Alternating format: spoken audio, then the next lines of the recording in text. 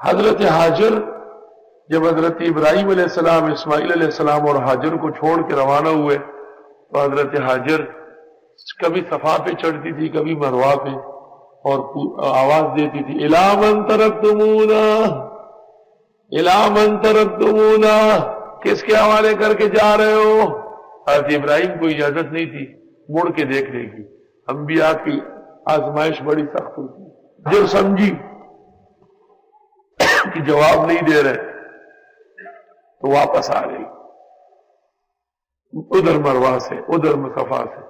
جب حضرت ابراہیم آنکھوں سے اوجھل ہونے لگے تو انہوں نے کہا اللہ اذن لک بہذا، اللہ امرک بہذا، اللہ نے حکم دیا تھا۔ ابراہیم علیہ السلام نے کہا اللہ امرنی بھی، اللہ تعالیٰ کا حکم ہے۔ تو حضرت حاجر نے کہا ثم هو لا یضیعنا، پھر وہ ہمیں ضائع نہیں کرے گا۔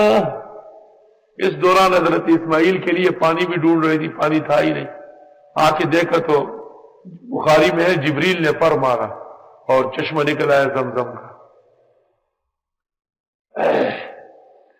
ابراہیم علیہ السلام جب تھوڑے سے آگے بڑھے، بیوی اور بچے کو چھوڑ کے گئے ہیں، تو غم اور صدمے سے چل نہیں سکتے تھے، پیروں میں درد شدید تھے، نیچے بیٹھ گئے زمین پہ۔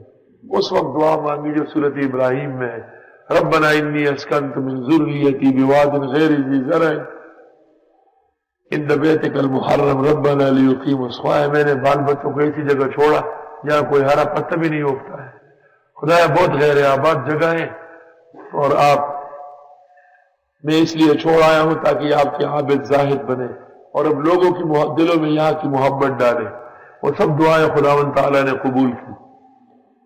حضرت حاجر نے چونکہ 7 چکر لگائے تھے، جب محمد الرسول اللہ صلی اللہ علیہ وسلم بھی وہاں پہنچے تو اللہ تعالیٰ نے کہا کہ میری ایک ولیہ اور نیک بندی نے یہاں پر اس طرح تکلیفیں اٹھائی، حضرت آپ بھی یہاں سے دوڑتے ہوئے دکھا دیں۔ تو میلین اخضرین کے درمیان حضرت صلی اللہ علیہ وسلم بھی دوڑے، حضرت حاجر کی سنت۔ ابوبکر عمر عثمان ولی سارے صحابہ ائمہ آج تک مسلمان اور قیامت تک مسلمان، کوئی حج کرے یا عمرہ کرے، جب سعی بین صفا والمروہ کرے گا اور میلین اخضرین میں پہنچے گا تو حضرت حاجر کی یاد میں دوڑ لگائے۔ سبحان اللہ۔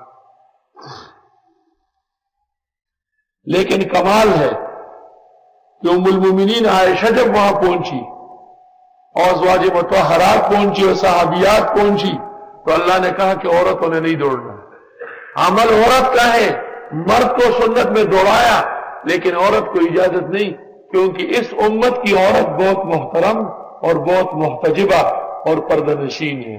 افسوس کہ عورتوں نے کیسے سستے داموں اپنی عزت و آبرو اور پردے کو ختم کر دیا۔ اللہ تعالیٰ نے اپنا فیصلہ بدل دیا، قانون تبدیل کیا۔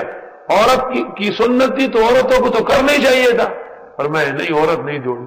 چاروں ائمہ متفق ہے انہا لا تسع، خاتون نہیں دوڑے گی۔ اس سے بڑھ کر حجاب شرعی کی اور دلیل کیا ہوگی؟ مصری عورت کو میں نے دیکھا دوڑ رہی تھی، زبردست مردوں سے آگے ہو جاتی تھی۔ جب طواف صحیح ختم کر کے وہاں دعا کر کے بیٹھنے لگی، میں نے اس کو کہا تم کیسے دوڑی؟ کہا حاجر کیسے دوڑی؟ میں نے کہا مجھے تکلیف میں دی کہ مجھے ہی بڑی تکلیف ہے۔ اور کیا تکلیف ہے؟ کہو میری نانی دادی دوڑی ہے اور میں نہیں دوڑوں گی۔ تو میں نے کہا جائز نہیں ہے۔ کہنے لگی بہت ناجائز کام میں نے کیے، ایک آج اس کو بھی شامل کر لیا۔ تو میں نے کہا معلوم ہوا کہ تو توبہ کرنے نہیں آئی ہے، گناہ زیادہ کرنے آئی ہے۔ ایسی بھی اوباش عورتیں دنیا میں ہوتی ہیں۔